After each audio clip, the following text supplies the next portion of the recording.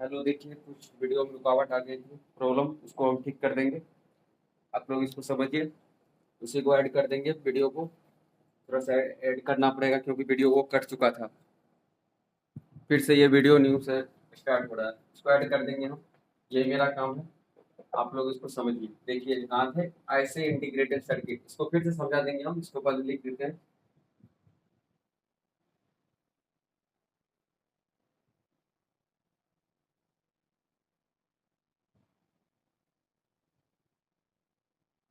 Inventor मतलब कौन था इन्वेंटर इसका?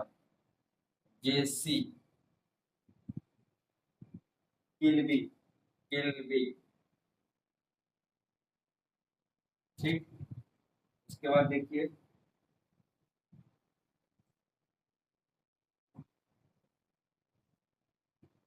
एस इसका जो आईसी इंटीग्रेटेड सर्किट का जो है, आईसी का दो पार्ट है। कौन कौन सी पार्ट होती है? दो पार्ट। एक होता है एस एस आई और एक होता है एम एस आई। एक होता है S S I, S S I, और एक होता है M S I, M S I. S S I का फुल फॉर्म देखिए, small scale integration.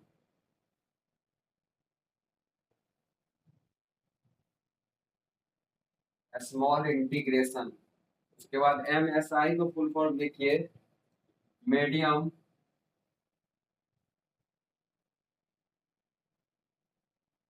Scale integration.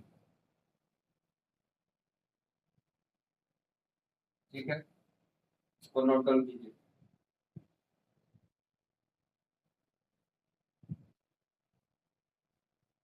इसका देख लीजिए,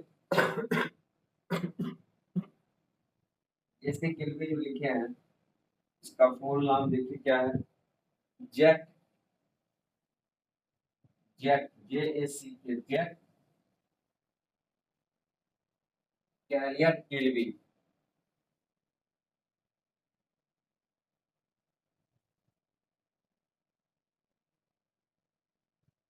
ठीक है,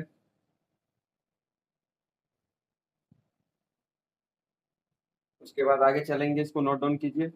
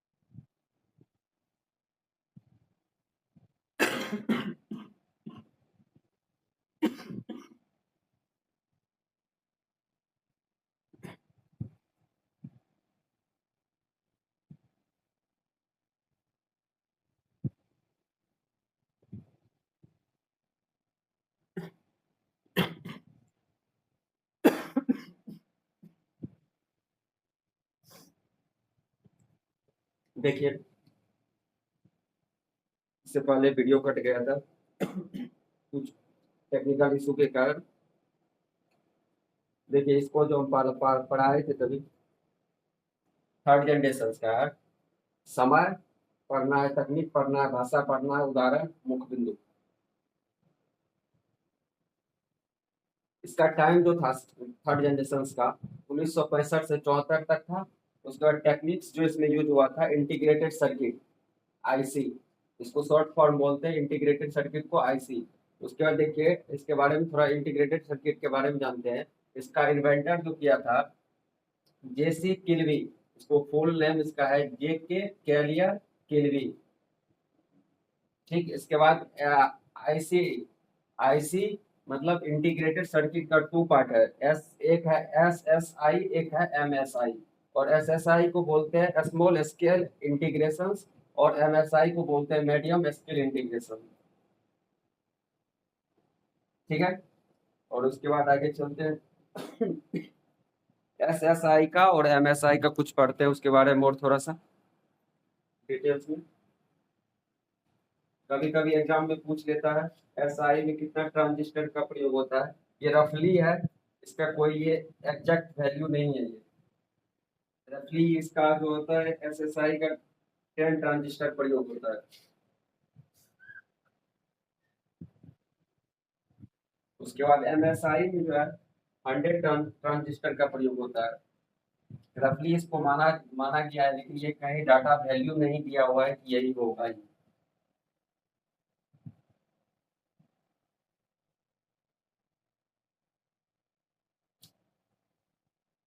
ठीक है, देखिए S S I S S I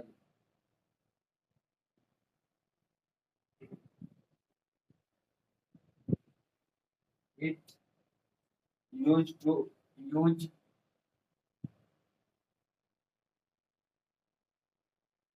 it uses 10 transistor.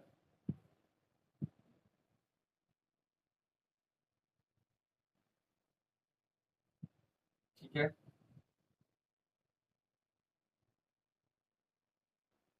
10 transistor का प्रयोग हुआ। इसमें इसका हिंदी में लिख लीजिए 10 ट्रांजिस्टर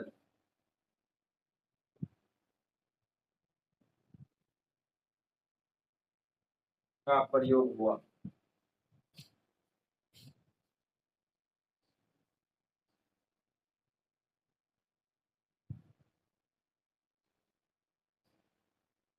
उसके बाद देखिए एमएसआई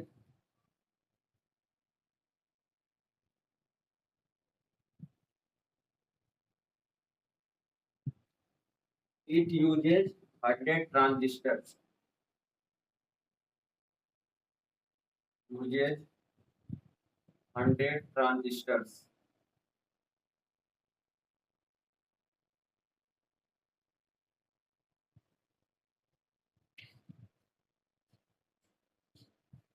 100 ट्रांजिस्टर का प्रयोग हुआ।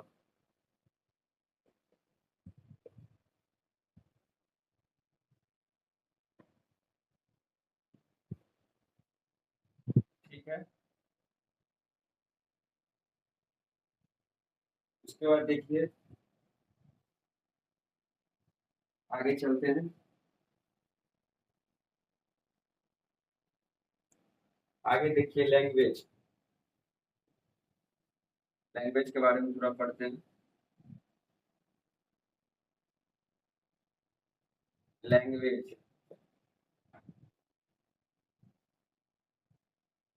इस जनरेशन में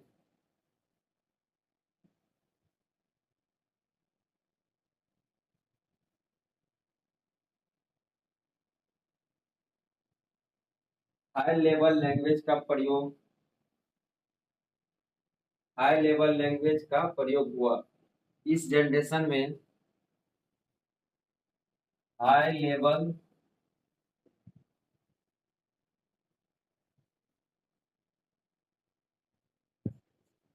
लैंग्वेज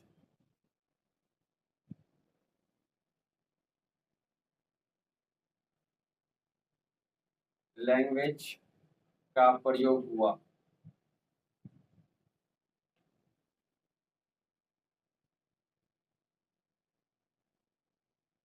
ठीक है,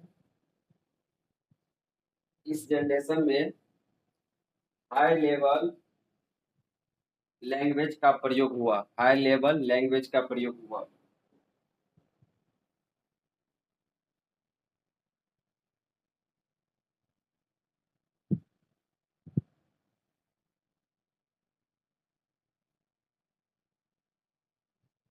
ठीक, उसके बाद इंग्लिश में लिख लीजिए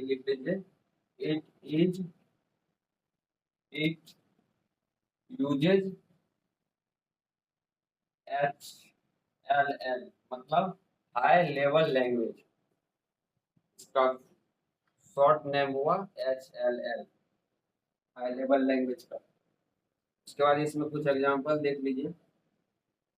उस टाइम कंप्यूटर का क्या नाम क्या है? Ford Fortran. हाँ, सही है।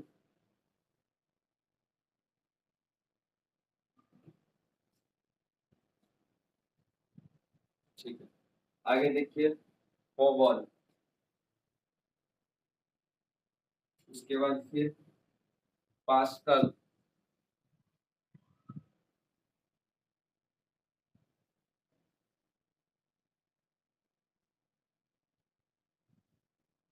उसके बाद फिर क्या है?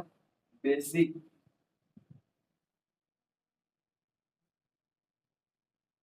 बेसिक और ईटीसी।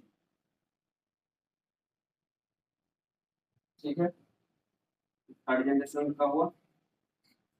और है इसमें थोड़ा सा, उसको भी पढ़ेंगे, इसको नोट डाउन कीजिए, फिर आगे चलते हैं तो।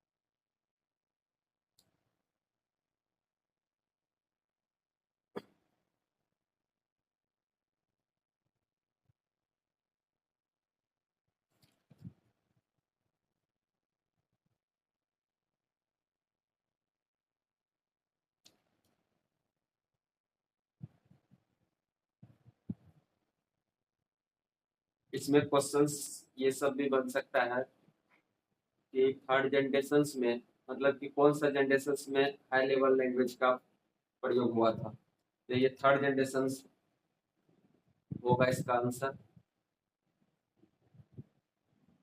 इस तरह से क्वेश्चन पूछ सकता है कि हाई लेवल लैंग्वेज कौन सी जनरेशन में प्रयोग हुआ। आपको ऑप्शन में दे देगा first generation, second generation, third generation, fourth generation, लेकिन इसका आंसर होगा थर्ड जनरेशन। ठीक है, उसके बाद यही पूछेगा एसएसआई में कितने ट्रांजिस्टर्स प्रयोग हुआ था। 10 हुआ था, और एमएसआई में 100 ट्रांजिस्टर का प्रयोग हुआ था।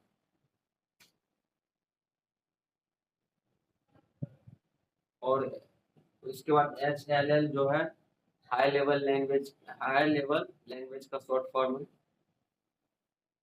उसके बाद एग्जांपल लिख दिए नीचे में।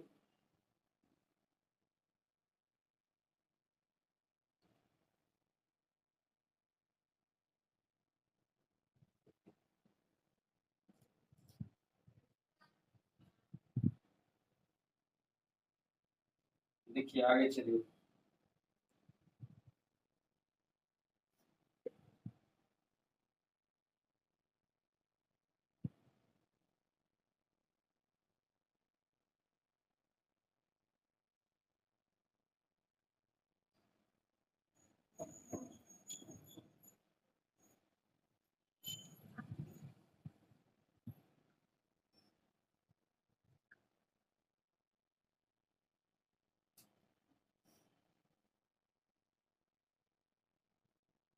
देखिए क्या, हाई लेवल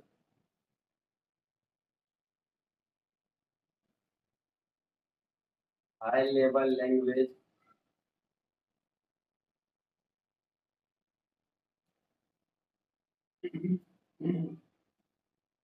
को मशीन लैंग्वेज को मशीन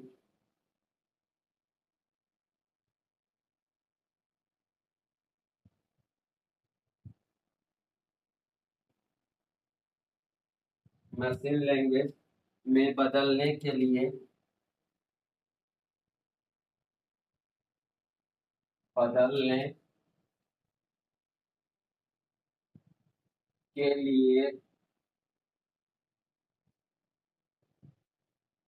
ट्रांसलेटर की आवश्यकता पड़ी,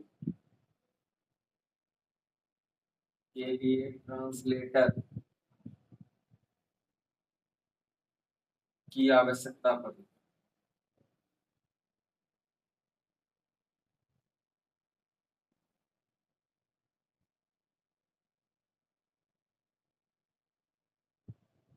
आवश्यकता पड़ी, ठीक है।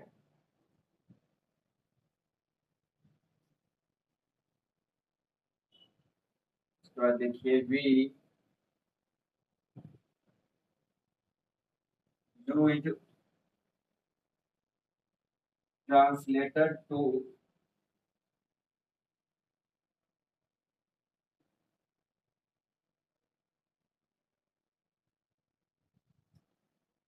Convert HLL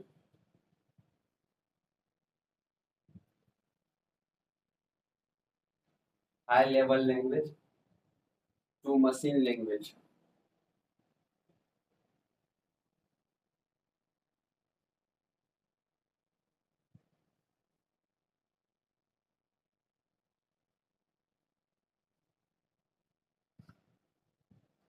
machine language. उसके बाद देखिए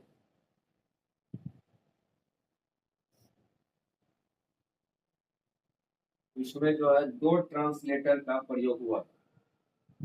वी यूज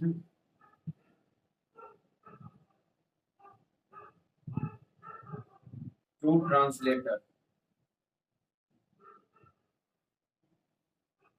ट्रांसलेटर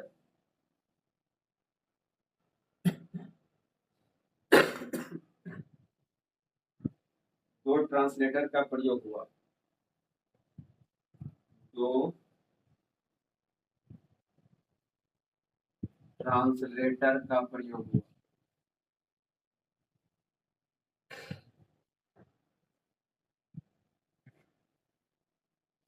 ठीक है।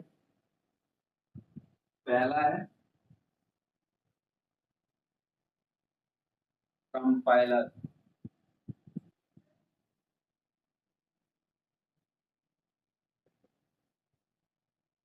उसके बाद दूसरा होगा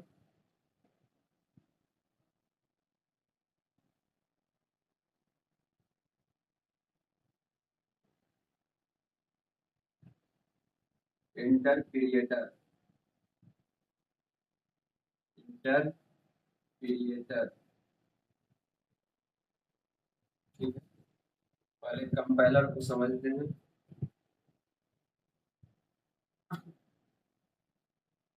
इट कन्वर्ट्स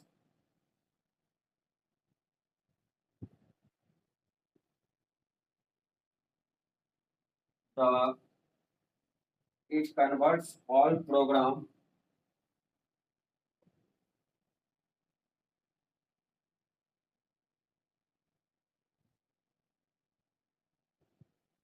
क्या है all program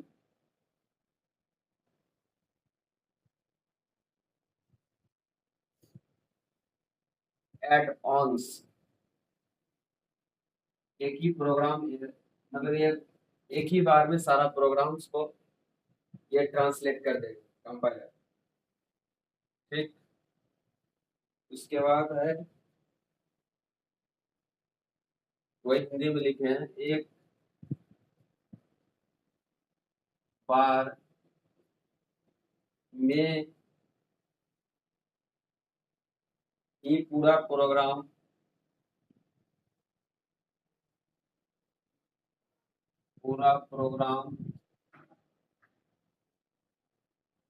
कन्वर्ट करता है।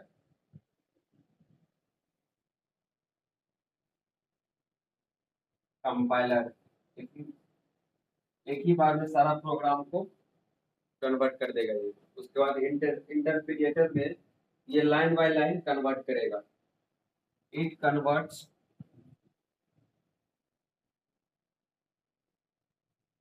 लाइन बाय लाइन,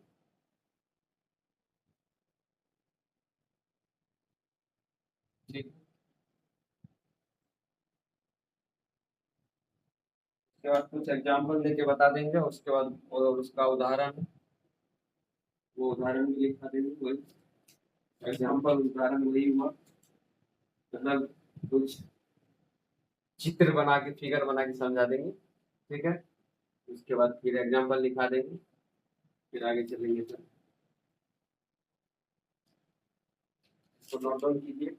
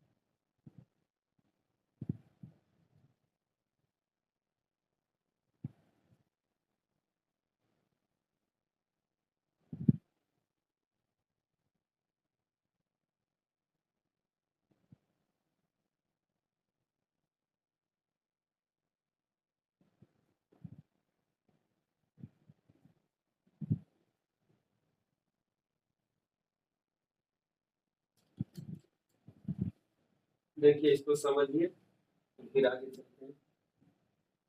देखिए यहाँ से हाई लेवल लैंग्वेज को मशीन मशीन लैंग्वेज में बदलने के लिए ट्रांसलेटर की आवश्यकता पड़ी थी। ठीक है, और तो वो ट्रांसलेटर कौन था? एक कंपाइलर, एक इंटरप्रिएटर। और उसके बाद देखिए we use translator to convert HLL, मतलब high level language to machine language. उसके बाद अगला पॉइंट देखिए, we we use to translator, मतलब दो को ट्रांसलेटर का प्रयोग हुआ था। दो को ट्रांसलेटर कौन है? एक है कंपाइलर, एक है इंटरप्रिएटर। कंपाइलर जो है, इसका कंपाइलर का देखिए, it converts all programmer at once, मतलब कि एक ही बार में पूरा प्रोग्राम को कन्वर्ट करता है ये कंपाइलर। इंटरप्रिएटर जो है ये लाइन बाय लाइन प्रोग्राम को कन्वर्ट करेगा। ठीक, ये दोनों में डिफरेंस है। कंपाइलर एक ही बार में जितना वर्ड बोलिएगा वो ट्रांसलेट करके दे देगा, इंटरप्रिएटर लाइन बाय लाइन करके देगा।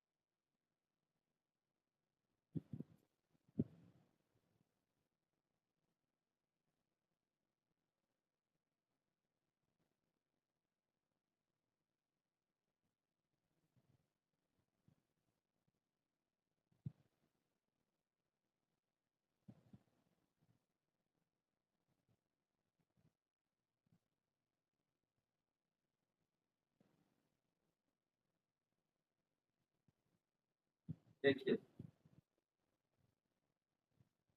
समझ लीजिए इस तरह से।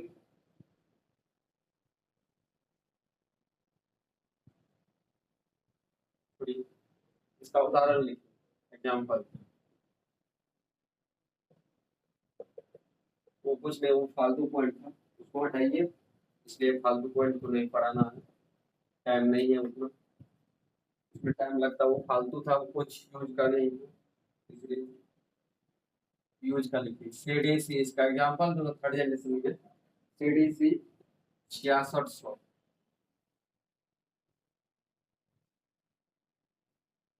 अच्छा से लिखिए, सीडीसी 6600। ठीक है, उसके बाद PD PO PDP 08, PDP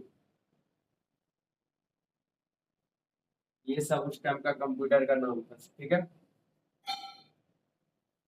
CDC 66 को।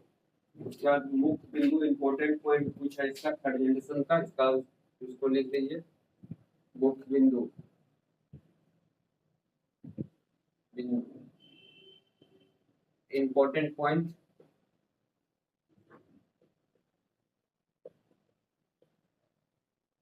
ठीक है। देखिए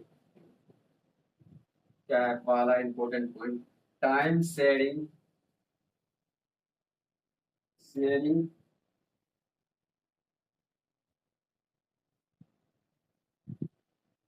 ऑपरेटिंग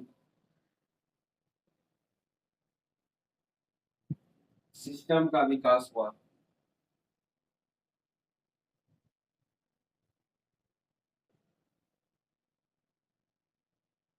विकास हुआ, ठीक है। उसके बाद देखिए डेवलपमेंट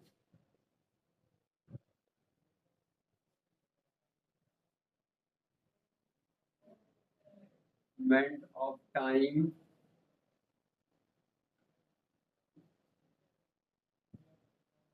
शेयरिंग ओसी, ओएस शेयरिंग, ओएस मतलब ऑपरेटिंग सिस्टम, ठीक। उसके बाद है अगला देखिए डेवलपमेंट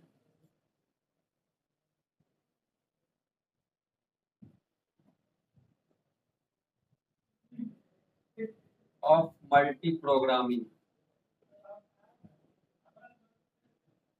प्रोग्रामिंग,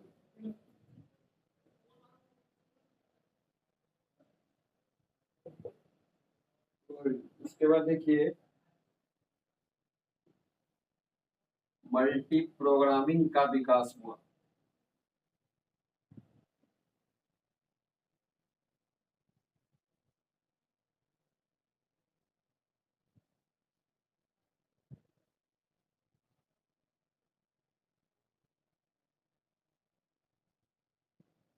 इसको हिंदी में लिख दिए, ठीक है। इतना हो गया, इसका थर्ड जनरेशन का इतना ही है। उसके बाद फोर्थ जनरेशन होगा, इसको नोट डाउन कीजिए।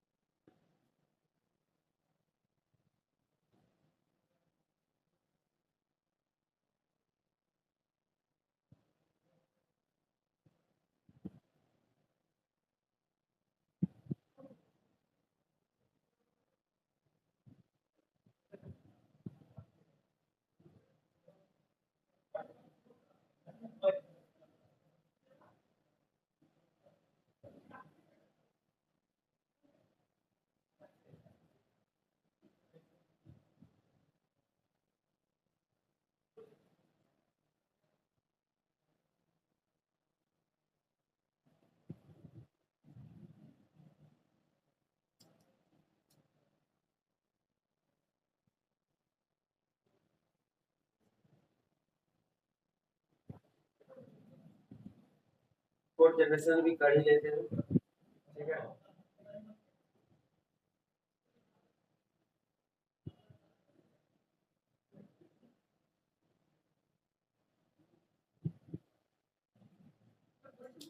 उसके बाद कितना कौन सी बचेगा, फिफ्थ जनरेशन, एक जनरेशन और बचेगा फिफ्थ जनरेशन।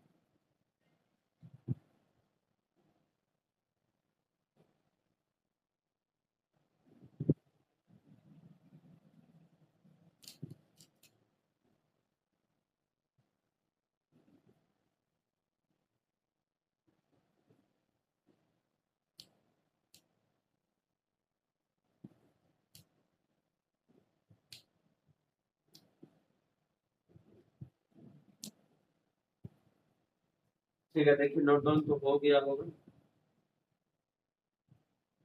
इसको समझ लीजिए थोड़ा सा, उसके बाद फिर तब नेक्स्ट क्लास में होगी। और फोर्थ जनरेशन फिफ्थ जनरेशन छोड़ देते हैं, एक ही दिन में दोनों करा देंगे, दो को बचा हुआ है। उसके बाद फिर तब आगे चलेंगे, काहे की क्लास लंबी हो जाएगी फिर। ठीक है, आज के लिए इतना ही काफी है, इसको समझ लीजिए एक बार फिर से। मुख्य बिंदु इंपॉर्टेंट पॉइंट जो लिखे हैं, इसी में जो है ना टाइम शेयरिंग ऑपरेटिंग सिस्टम का विकास हुआ था, किसमें, थर्ड जनरेशन में। थर्ड जनरेशन में ये क्वेश्चन भी पूछा जाता है, कौन सी जनरेशन में टाइम शेयरिंग ऑपरेटिंग सिस्टम का विकास हुआ। आपसे एग्जाम में पूछ लेगा तो वो हो जाएगा, आंसर जो होगा वो होगा थर्ड थर्ड जनरेशन। इसे इसी को लिखा है development of time sharing OS, मतलब ऑपरेटिंग सिस्टम्स। उसके बाद यहाँ लिखे हैं डेवलपमेंट ऑफ मल्टी प्रोग्रामिंग, इसी में। उसके बाद देखिए मल्टी प्रोग्रामिंग का विकास हुआ था, ये थर्ड जनरेशन में ही बहुत सारा प्रोग्रामिंग का एक ही साथ में विकास हुआ था, ये थर्ड जनरेशन में।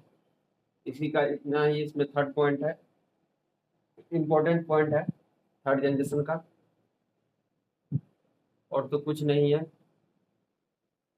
अब उसके बाद कल चलेंगे फोर्थ फोर्थ और फिफ्थ जनरेशन, दो को बचा हुआ है, उसको कर लेंगे। और उसके बाद तो फिर आगे चलेंगे, जो कि लगभग 4-5 क्लास हो चुकी है मेरी, और 45-50 क्लास होगी, उसके बाद कंप्यूटर खत्म ही हो जाएगा। मतलब 45 से 50 क्लास, क्या 5 क्लास तो लगभग ले चुके हैं हम। ठीक है, तो आज के लिए इतना ही। Thank you.